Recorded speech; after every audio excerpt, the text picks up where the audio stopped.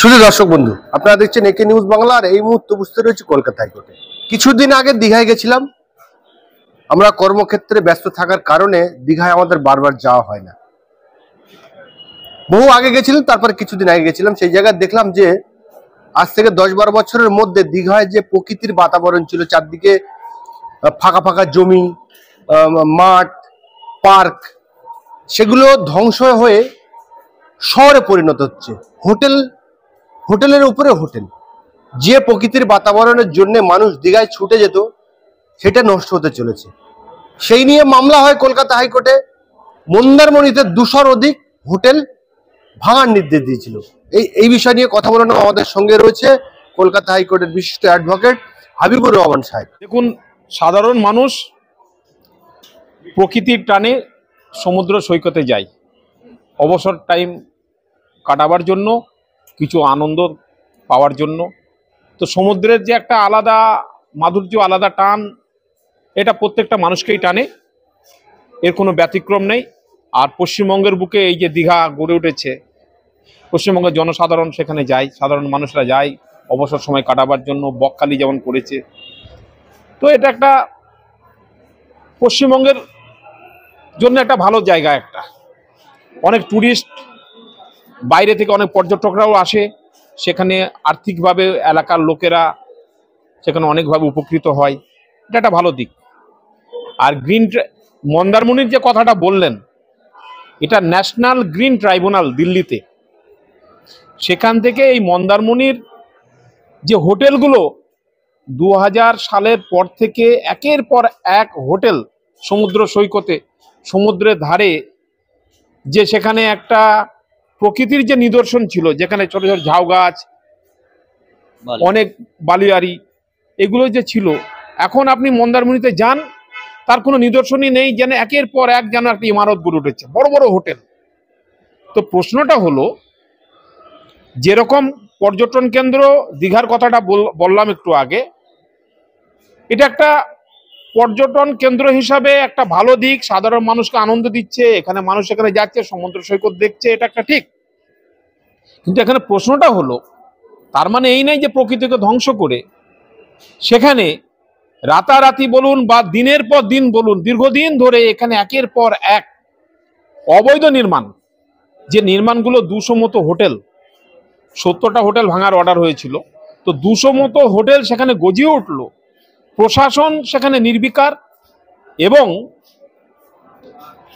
যে সমস্ত হোটেল মালিক অ্যাসোসিয়েশন আজকে কলকাতা হাইকোর্টে যে মামলাটা করেছে, আমার প্রশ্নটা হলো, তারা কোটি কোটি টাকা ইনভেস্টমেন্ট করছে, এখানে কোটি কোটি টাকার ব্যবসা করছে, মুনাফা অর্জন করছে, সব ঠিক, কিন্তু তারা সেটা আইনটাকে মেনে, অর্থাৎ আইনের বৈধতা নিয়ে, তার সঙ্গে সঙ্গে প্রকৃতিকে ধ্বংস না করে একটু দূরে সাইডে এই হোটেলগুলো তৈরি করতে পারত।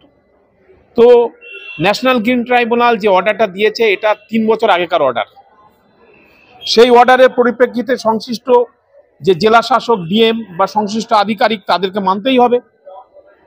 তো তারা অর্ডার পাস করেছে ভাঙার জন্য, ডিমোলিশন অর্ডার, কোর্টের অর্ডার মানতেই হবে, এবং সেই অর্ডারটা অত্যন্ত জাস্টিফাইড অর্ডার।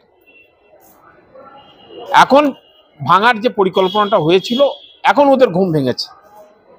আর এই সুযোগে যেহেতু অনেক হোটেল ব্যবসায়ী যুক্ত, অনেক হোটেল আছে, বিল্ডিং আছে, তার সঙ্গে সঙ্গে তাদের অনেক কর্মচারীর সঙ্গে জীবন জীবিকার একটা মাধ্যম হিসাবে গড়ে উঠেছে মন্দারমণিটা। কোটি কোটি টাকার ব্যবসা হচ্ছে, বিজনেস হচ্ছে। এখানে প্রশাসন, রাজ্য সরকার যথারীতি আইনটাকে না খুব বড়ভাবে না দেখে, এবং প্রকৃতির কথা খুব বড়ভাবে না দেখে, মুখ্যমন্ত্রী এই ওখানকার যে হোটেল ব্যবসায়ীদের পাশে দাঁড়িয়েছে, যাতে হোটেলগুলো যাতে ভাঙা না হয়। রাতারাতি যেরকম নির্দেশ দিল যে হোটেলগুলো ভাঙা হবে জেলা শাসক, তারপরে সেই নির্দেশটা প্রত্যাহার হয়ে গেল। তো এটা একটা আশ্চর্যজনক ব্যাপার। যাই হোক, কলকাতা হাইকোর্টে মামলা হয়েছে। আমার প্রশ্নটা হলো, প্রকৃতিকে ধ্বংস করে আজকে প্রকৃতি দিনের পর দিন ধ্বংস হতে হতে মানুষের বাঁচার অস্তিত্বটাই তো নষ্ট হয়ে যাবে। তো সেখানেই তো প্রতিবাদ। তাই যে ন্যাশনাল গ্রিন ট্রাইব্যুনাল যে ইন্টারফেয়ার করেছে, এত বড় অর্ডারটা পাস করেছে, এটা অত্যন্ত জাস্টিফাইড অর্ডার। আজকে কলকাতা হাইকোর্টে হোটেল ব্যবসায়ী অ্যাসোসিয়েশনের তরফ থেকে একটা রিট পিটিশন মুভ হলো জাস্টিস অমৃতা সিনহার ঘরে। মাননীয় বিচারপতি প্রাথমিকভাবে শুনে উনি কিছুদিনের জন্য স্টে দিয়েছেন ডিমোলিশন 13 তারিখ পর্যন্ত, যাতে ডিমোলিশনটা 13 তারিখ পর্যন্ত স্থগিত রাখা যায়। তো এটা ঠিক, এত বড় একটা ডিমোলিশনের একটা ব্যাপার চলছে, সেখানে হাজার হাজার লোকের রুজি রোজগার জীবন জীবিকা এর মধ্যে যুক্ত।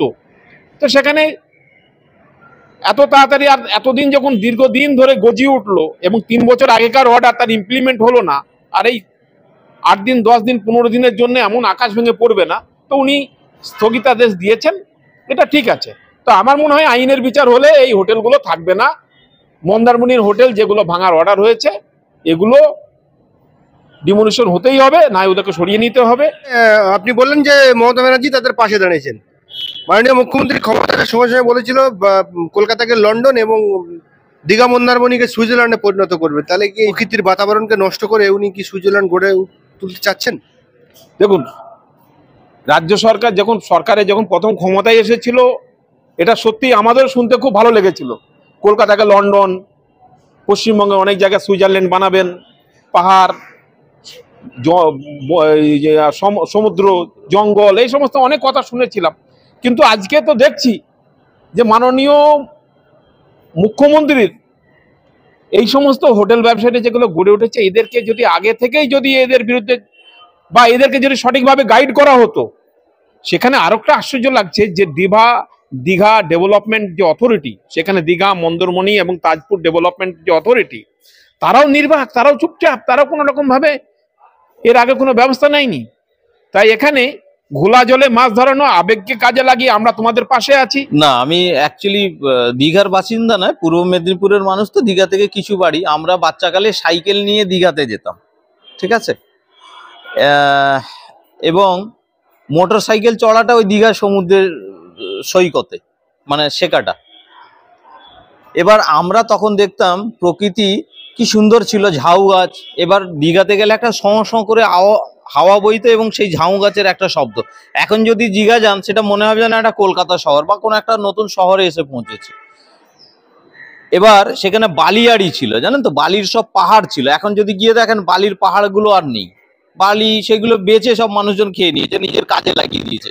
এই যে প্রকৃতির সাথে যে মানুষ অত্যাচার করছে, প্রকৃতিও আমাদের উপর অত্যাচার করছে। যেমন কিছুদিন আগে দেখেছেন আমফানে এসেছিল না, আমফানে ওই যে জল, সমুদ্রের জল যে উঠেছিল, এমনকি লোকের বাড়ি থেকে জিনিসপত্র, দোকানপাট থেকে জিনিসপত্র, গ্রিল ভেঙে সেগুলো সব সমুদ্রে বয়ে গেছিল।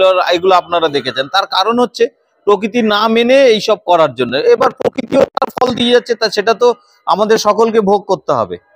আজকে যেটা অর্ডার হয়েছে হাইকোর্টে, এটা আইন তো নিশ্চয়ই আইন মেনে সমস্ত কিছু হয়ে যদি থাকে তাহলে থাকবে, আর যদি আইন না মেনে হয়ে থাকে তাহলে তো যাবে ডেমোলিশন।